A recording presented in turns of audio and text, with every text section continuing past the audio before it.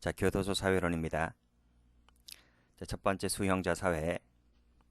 자, 슈렉은 수용자 역할에 따라 다음과 같이 구분했는데요.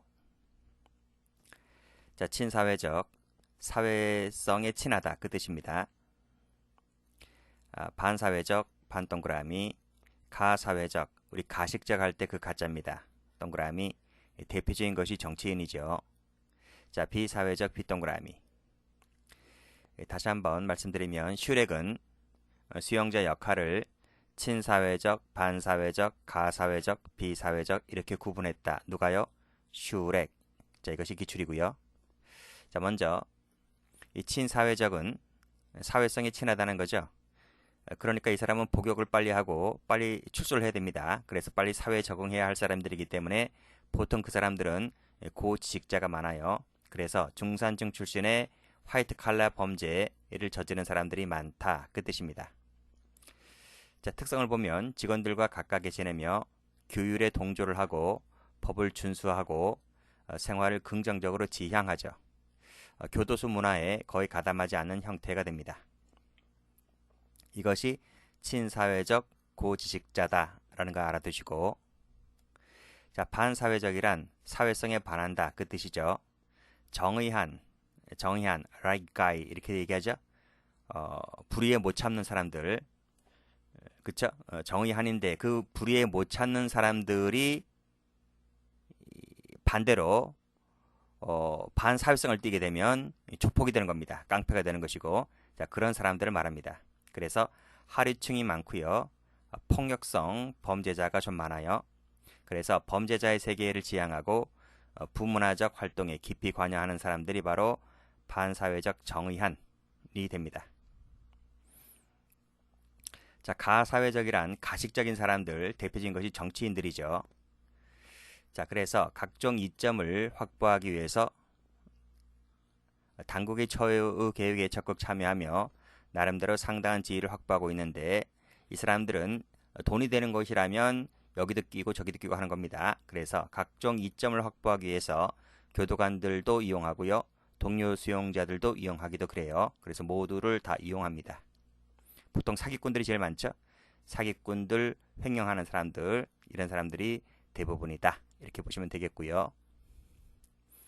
자, 비사회적, 자, 무법자는 아웃러 이렇게 얘기하죠. 법 외 바깥에 있는 사람들을 말합니다. 자, 특성들은 보시면 되겠고요.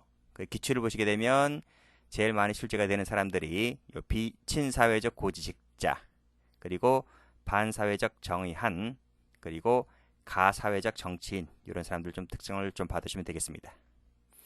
기출 풀어보시고요. 자, 두 번째는 사이크스의 역할 유형입니다. 자, 사이크스는 수용자를 다음과 같이 구분했는데 뭐 다 공부할 건 아니고 기출 중심으로 좀 보게 되면, 자, 먼저 생쥐를 봅니다. 생쥐. 우리 생쥐 같은 놈 이렇게 부르기도 하죠. 자, 그 뜻은 교도관과 내통하면서 동료를 배신하는 유형을 사이크스는 생쥐 같은 놈 이렇게 불렀습니다. 자, 사이크스는 중시민이라는 용어도 썼는데요. 무슨 뜻이냐면 교도관으로부터 각종 특혜를 얻기 위해서 아첨하는, 그리고 재소자 동료 편이 아닌 교도관 편에 서는 자, 이를 센터맨, 즉 중시민 이렇게 불렀습니다. 이 기출 던 적이 있습니다. 기출 한번 볼까요? 여기 보시게 되면, 자, 19년도 5급 승진 문제인데 사이크스가 구분한 역할 중에서 상인은 개인의 이익을 취하기 위해 교도관과 내통하고 동료를 배신하는 자다. 이건 생쥐 같은 자라고 하는 거죠. 상인이 아니고요. 그럼 상인은 뭘까요?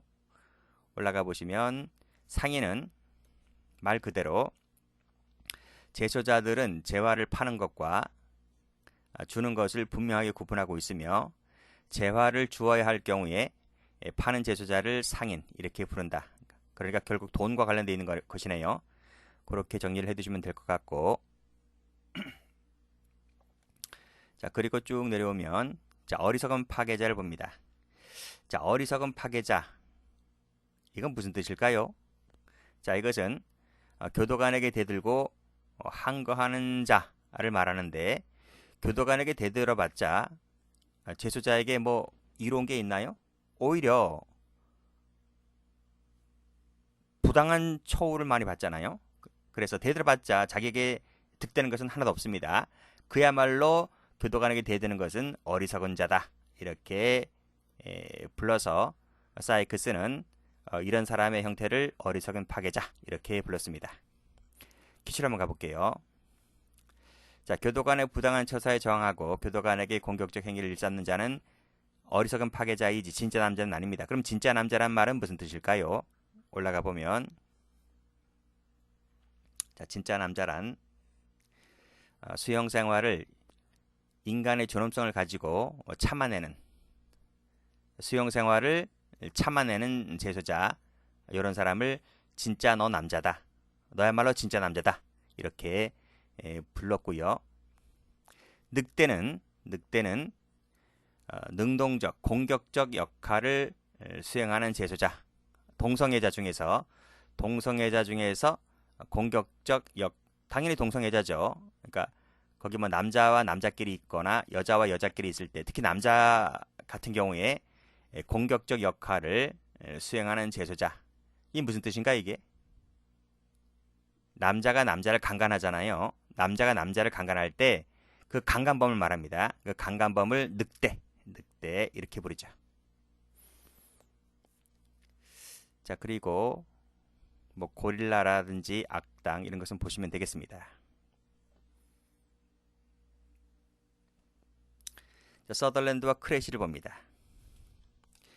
자, 서덜랜드와 크래시는 자, 이거 알아두세요. 서덜랜드와 크래시는 자, 범죄를 지향하는 문화, 하위 문화죠. 범죄 동그라미. 그리고 수형 생활을 지향하는 하위 문화, 수형 동그라미. 그리고 합법을 지향하는 합법 지향적 부문화, 합법 동그라미. 이렇게 나누었다. 누가요? 서덜랜드와 크래시입니다. 앞에서 배운 슈렉 그러면 틀려요. 먼저 범죄를 지향하는 하위 문화를 보면 슈렉이 역할 유형 중에서 정의한에 속합니다. 정의한 그런 사람들이 범죄 생활을 지향했잖아요. 조폭애들 말합니다. 그래서 이 친구들은 일반 사회 규범을 무시하고 출소한 후에도 계속 범죄를 행할 것을 지향한다. 이것보다는 슈렉 중에서 정의한들이 이에 속한다는 것을 알아두시고요.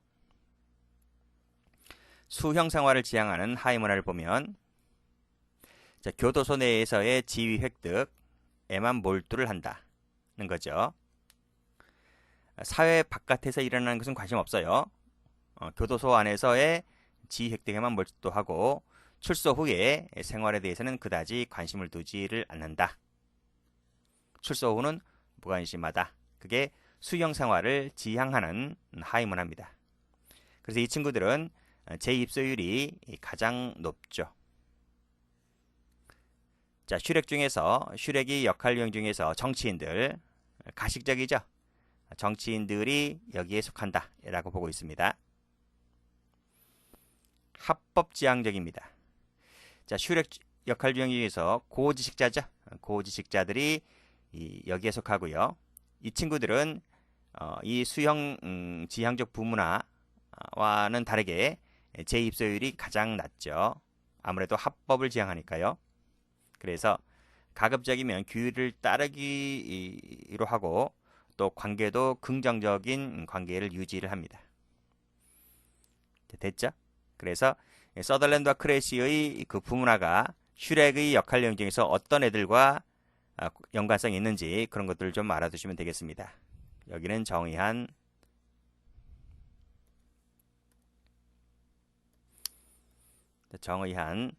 정치인 고지식자 자, 기출문제 받으시고 자, 그 다음 볼 것이 교도소화입니다. 영어로 프리즈니제이션 무슨 제이션 자, 그 말은 자, 동화되어 가는 과정 그리고 교도소의 행위 유형을 학습하는 과정 이 과정을 프리즈니제이션 이렇게 부릅니다. 자, 클레머는 교도소화를 어떻게 표현했느냐면 교정시설의 일반적 문화, 관습, 규범, 그리고 민속 등을 다소간 취하는 것. 그 취하는 과정이 바로 프리즈니제이션 이렇게 되는 거죠. 이것은 기출된 적이 있습니다. 또는 신입 수용자가 교정시설의 규범과 가치에 익숙해지고 내재화되는 과정, 그것이 프리즈니제이션 이렇게 정의를 내리기도 했죠. 일반적으로 교도소가 진행됨에 따라서 교도소의 생활에 익숙하게 되죠. 누구나 다 여러분이나 저나 만약에 범죄를 저지르고 교도소에 수감이 되면 처음엔 겁을 먹죠. 겁을 먹다가도 한 달, 두 달이 지나게 되면 어느 정도 그 생활에 익숙하게 됩니다. 그래서 나중에는 1년, 2년, 5년, 10년 이렇게 많은 기간이 지나가게 되면 이제 나중에 출소를 할 때 이제 두려움을 가지게 되죠. 이제 뭐 해 먹고 살까? 그치? 이런 두려움을 가지게 됩니다. 자, 휠러 알아두세요. 휠러. 자, 기출된 적 있는데 휠러란 사람은 U자형 곡선. U자형 곡선. 자, 무슨 뜻이냐면 휠러는 자, 형기의 초기, 중기, 말기로 이렇게 구분하고 수용자의 생활 태도를 분석을 했는데 자, 볼게요. 자, 여기가 초기, 중기, 여기 말기, 그리고 친교도관, 교도관적 태도를 분석을 해보면 초기에는 친교도관과 친하려고 했죠. 그것이 초기에는 다 그래요. 초기에는 수용생활 태도가 교도관의 말에 잘 따르고 규범도 지키려고 애쓰는데 이제 시간이 갈수록 중기로 가면 이것이 아주 약화됩니다. 많이 떨어지죠. 그렇죠? 가끔씩은 뭐 대들기도 하고 막 그래요. 그리고 수용생활도 엉망으로 하는 경우도 있고 동료들도 막 폭행하고 그러기도 합니다. 말기가 되면 출소일에 가깝게 되면 몸조심하죠. 그렇죠? 뭐 또 옆에 있는 재소자를 또 폭행을 해서 추가권 뜨면 안 되니까요. 징벌 받으면 또 안 되니까요. 그러면 그만큼 출소일이 늦춰지게 되니까 말기에 갈수록 몸을 많이 사립니다. 교도관의 말을 많이 따르고요. 그래서 다시 친교도관적 태도가 높아집니다. 그래서 그림을 그려보면 이렇게 U자형 곡선을 그린다는 거죠. 그래서 휠러가 U자형 곡선을 주장했다라는 것을 알아두시면 되겠습니다. 자, 읽어보면 초기 단계의 수용자가 가장 높은 친교도관적 태도를 취했고 중기로 갈수록 가장 낮았고 말기로 가게 되면 역시 친교도관적 태도를 취한다 하는 것입니다. 이를 U자형 곡선이라 불렀다. 자, 다음 교도소화의 설명 모형인데 크게 박탈 모형, 유입 모형, 통합 모형 이렇게 나누는데요. 기출된 적 있어요. 자, 박탈 모형은 교도소화가 수용의 직접적 결과라는 가정하에서 출발하게 되는데 사이크스 좀 알아두세요. 사이크스가 언급한 구금을 당할 때 5가지 고통을 느낀다는 겁니다. 그래서 사이크스는 자, 우리가 구금당하게 되면 자유를 박탈당하죠. 자율성을 박탈당하고요. 이성관계도 박탈당하고요. 안전성도 박탈당해요. 그리고 재화, 용역도 박탈당합니다. 돈 필요 없습니다. 거기서 돈 쓸 일 없습니다. 누군가 영치금 넣어주면 그 숫자에 용지가 찍혀요. 얼마 입금됐다. 너가 영치품을 얼마 샀다. 그 숫자만 그 담당 교도관이 보여주는 것이지 너가 직접 그 돈을 가지고 현물거래할 이유는 없는 겁니다. 그래서 돈이라고 하는 것은 박탈당하고요. 안전성이라고 하는 것도 박탈당하죠. 뭐 그래서 같이 지내기도 싫은 그 동료 재수달도 같이 이렇게 지내다 보니 항상 위험에 노출되어 있고요. 뭐 이성관계 말할 것도 없고요. 이런 것들 등으로 박탈당한다라고 사이크스가 얘기를 했는데 이것이 수십 년 전에 한번 기출된 적이 있습니다. 사법식 시험에서. 뒤에 기출지문 통해서 확인해 두시고. 유인 모형입니다.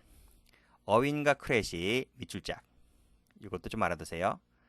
어윈과 크래시에 의해서 대표되는 유인 모형인데 무슨 뜻이냐면 유입, 갖고 들어온다는 겁니다. 즉 수형자 행위 유형은 수형자가 사회로부터 함께 갖고 들어온 것, 이것을 유인 모형이라 하는데,